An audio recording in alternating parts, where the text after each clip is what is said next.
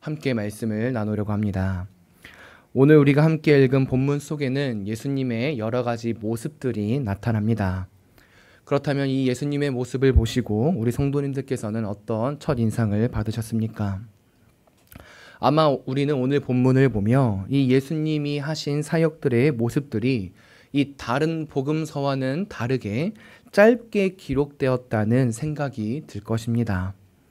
예수님께서 세례를 받으시고 시험을 받으시는 장면도, 나아가 이 복음을 전파하시는 모습과 이 제자들을 부르시는 모습도 이 다른 복음서, 이 마태복음과 누가복음에 비하면 짧게 기록된 이 마가복음의 말씀을 볼 수 있습니다. 그러나 놀랍게도 이 짧은 본문은 우리에게 많은 은혜를 허락합니다. 특히 이 말씀을 문맥에 따라 볼 때 그러합니다. 이 짧아서 그냥 훅 넘길 수 있는 것처럼 보이는 말씀이지만 그렇지 않다는 것입니다. 그리고 이 시간 이 한 구절 한 구절을 살펴보며 하나님께서 우리에게 주시는 은혜를 함께 누리려고 합니다. 먼저 본문 12절을 보면 이 성령 하나님께서는 이 세례를 받으시고 이 공생애를 시작하는 예수님을 이 광야로 내모셨다고 말씀합니다. 그리고 그 광야 속에서 우리 주님께서는 40일 동안 계시면서 사탄에게 시험을 받으시고 그 가운데 들짐승과 함께 계시며 그 후에 천사들이 수종했다라고 말하는 우리가 익히 아는 이 예수님의 시험 받는 모습을 보여줍니다. 그리고 이 말씀은 앞서도 말했지만 이 마태복음과 누가복음과는 정말 많은 차이가 있는데요. 특히 이 마태복음과 누가복음에 나타난 예수님의 시험을 보면 예수님께서 어떤 시험을 받으셨는지 또 어떻게 그 시험을 이기셨는지를 보여줍니다. 그런데 오늘 마가복음은 그렇지 않습니다. 단순히 예수님이 시험 받으셨다라는 사실만 알려주는 것 같습니다. 하지만 오늘 본문을 자세히 보십시오. 마가가 우리에게 중요하게 알려준 한 모습이 있는데요. 이 13절의 말씀을 한번 이미지화해 보십시오. 지금 한쪽은 이 사탄과 들짐승이라는 이 예수님을 대적하는 모습이 있고, 다른 한쪽은 그 사탄의 시험을 대항하시는 예수님과 그런 예수님을 수종드는 천사의 모습이 나타납니다. 이 대결 구도가 보여지는 것이지요. 그리고 더 놀라운 것은 이 대결 구도 속에 끝이 보이지 않는다는 것입니다. 한번 생각해 보십시오. 이 마태복음과 누가복음에 보면 이 예수님께서 시험을 이기시고 마귀가 예수를 떠났다라는 말씀이 나옵니다. 예수님께서 시험을 승리하시고 승리하신 사건이 이 마태복음과 누가복음 속에 나타나는 것이지요. 그런데 이 마가복음을 보십시오. 어떻게 마무리됩니까? 천사가 수종들었다라고 끝이 납니다. 하지만 그럼에도 우리는 한 가지 사실을 압니다. 나아가 이 마가복음의 전체적인 문맥을 보십시오. 예수님께서 우리 원수 마귀 사탄을 이기셨다는 사실을 곳곳에서 보여줍니다. 특히 예수님께서 그분의 죽으심과 부활하심으로 모든 죄의 권세를 이기시고 승리하셨다는 사실 그 복음을 마가는 강조합니다. 그래서 마가복음 1장 1절에서도 하나님의 아들 예수 그리스도의 복음의 시작이라 라고 말하면서 우리 주님께서 이 복음으로써 죽으시고 부활하심으로써 이 사탄의 모든 권세를 승리하셨다라는 사실을 보여줍니다. 그렇다면 왜 오늘 마가는 23절에서 그 사실을 숨기고 있는 것일까요?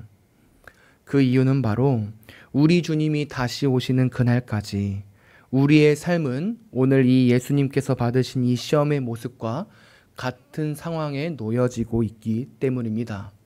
예수님께서 시험을 승리하시고 사탄의 원수의 머리를 깨부셨지만 지금 우리가 살아가고 있는 이 땅은 아직까지도 그 대결 구도가 있다는 사실을 보여주는 것입니다. 분명 예수님께서 승리하셔서 사탄은 우리의 생명을 건들 수 없습니다.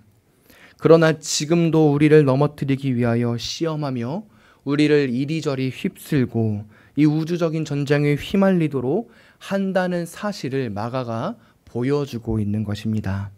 그러나 기억하십시오. 예수님께서 승리하셨습니다. 우리와 동일하게 시험을 받으셨지만 그 시험에 실패하지 않으시고 말씀으로 이기셨습니다. 복음의 주체이신 그분께서 이미 사탄의 머리를 깨부신 것입니다. 그래서 그분을 믿고 살아가는 우리는 넘어지지 않습니다. 나아가 천사가 예수님을 수종했던 것처럼 지금 하늘 보좌 우편에 계신 그분께서 우리가 시험을 당할 때 우리를 인도해 주시고 보호해 주십니다. 그러니 우리는 어떻게 해야 됩니까? 그분을 온전히 믿어야 합니다. 복음의 주 되신 예수님을 온전히 받아들여야 하는 것이지요. 그리고 그 사실을 마가도 그 다음 절인 14절과 15절에서 나타내 주고 있습니다. 14절과 15절을 보십시오. 마가는 13절 이후에 바로 이 하나님의 복음을 전파하는 예수님, 그리고 그 복음을 믿으라고 말씀하고 계시는 예수님의 이 모습을 보여줍니다. 당연한 거 아니겠습니까? 우리 주님이 죄의 모든 권세를 이기시고 복음의 주체가 되셨기에 이제 우리가 해야 할 일은 믿는 것밖에 없습니다. 더욱이 그분이 오심으로써 때가 찼고 하나님의 나라가 임했다고 합니다. 예수님의 오심으로 구원은 이미 임했습니다. 사단의 세력은 무너졌으며 그렇기에 그분 예수 그리스도의 통치를 따르는 모든 순간순간이 이제는 하나님의 나라가 되는 것입니다. 이곳 가운데 살아가는 우리 가운데 하나님의 뜻을 따라 예수 그리스도를 믿고 살아갈 때 하나님의 나라가 이곳 가운데 임하는 것입니다. 예수님을 믿고 그분을 통해 구원함을 얻는 자에게 하나님 나라를 살아가게 되는 은혜가 주어지는 것이지요. 그 때가 예수 그리스도의 초림으로 임하게 된 것입니다. 그렇다면 마지막으로 우리는 그 은혜 가운데 어떻게 살아가야 할까요? 실제적인 우리의 모습은 어떠해야 할까요? 오늘 본문은 우리에게 두 가지 구체적인 모습을 보여줍니다. 첫째는 이 15절 후반절에 말하고 있는 것처럼 회개하고 복음을 믿는 것입니다. 즉 매일매일 죄를 짓는 우리의 삶 앞에서 지금도 원수된 사탄이 우리를 유혹하고 시험에 빠뜨리게 하는 이 상황 속에서 우리는 죄를 짓지 않도록 그 유혹에 빠지지 않도록 회개해야 합니다. 더욱이 회개란 단순히 돌이키는 것을 넘어섭니다. 진정한 회개란 가장 먼저 우리 안에 참된 신앙 고백이 나타나야 합니다. 정말로 예수 그리스도가 누군지 깨달아야 하고요. 그 안에 거하는 자들의 모습이 되어야 하는 것입니다. 즉 복음의 소식, 복음의 내용을 바로 아는 자들이 되어야 하는 것입니다. 왜 그렇습니까? 그 복음, 예수 그리스도를 제대로 알아야지만 우리가 그분 앞에 섰을 때 우리의 죄된 모습을 발견할 수 있기 때문입니다. 거룩하신 예수 그리스도 앞에 섰을 때 그 거룩과 반대되어 있는 우리의 죄된 모습을 볼 수 있기에 우리는 예수 그리스도를 바로 알아야 합니다. 나아가 그 다음에 우리는 그 믿음의 고백에 따라 거룩한 삶을 살아가야 합니다.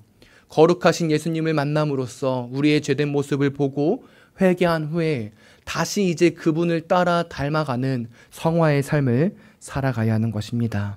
이제는 말씀과 기도로 이 옛사람 죄된 모습을 벗어버리고 새 사람이 되어야 하는 것이지요. 다음으로 두 번째로 우리는 예수님의 제자가 되어야 합니다. 16절과 20절의 말씀을 보십시오. 복음을 전하신 예수님께서 다음에 하신 일이 무엇입니까? 이 제자 삼는 일이었습니다. 그리고 놀랍게도 예수님께서는 이 네 명의 제자 베드로, 안드레, 야고보, 요한을 부르시자 이들은 18절의 말씀처럼 곧 그물을 버려두고 따랐습니다. 성도 여러분, 여기서 우리가 봐야 할 부분은 바로 곧입니다. 곧이 무슨 뜻입니까?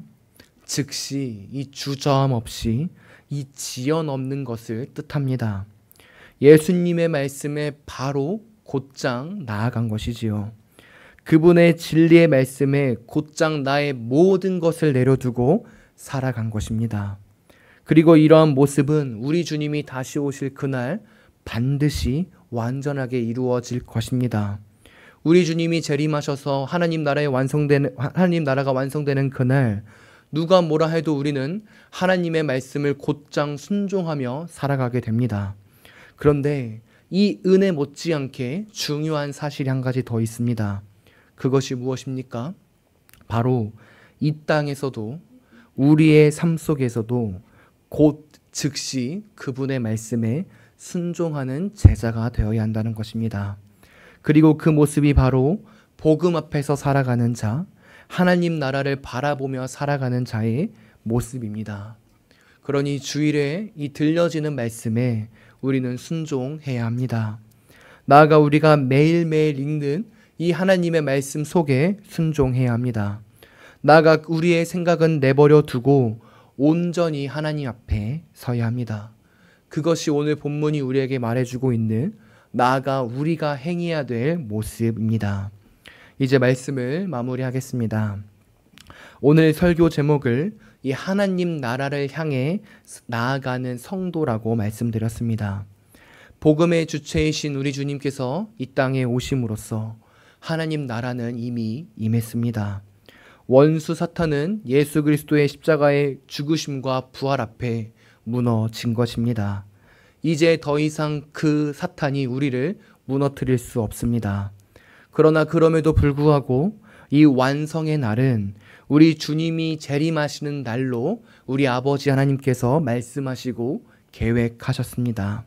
그러니 그때까지 우리는 이 복음의 주체이신 예수 그리스도를 바라보며 이 완성될 하나님 나라를 생각하며 이 땅에서 하나님 나라를 이루며 살아가야 합니다. 복음 앞에서, 말씀 앞에서 날마다 순종하고 회개하며 걸어가야 하는 것입니다. 제자로 살아가야 하는 것입니다. 원하기는 오늘 하루 이 말씀과 복음 앞에서 우리 주님과 동행하며 우리가 걷는 모든 순간순간이 하나님이 원하시는 뜻과 같이 되기를 소망합니다. 나아가 우리가 죄된 모습으로 빠지거나 혹은 사탄의 유혹, 죄된 유혹이 나타났을 때 곧장 주님께 달려가 회개하며 다시금 하나님의 나라 백성답게 성도답게 살아가시는 우리 귀한 성도님들 다 되시기를 간절히 소망합니다.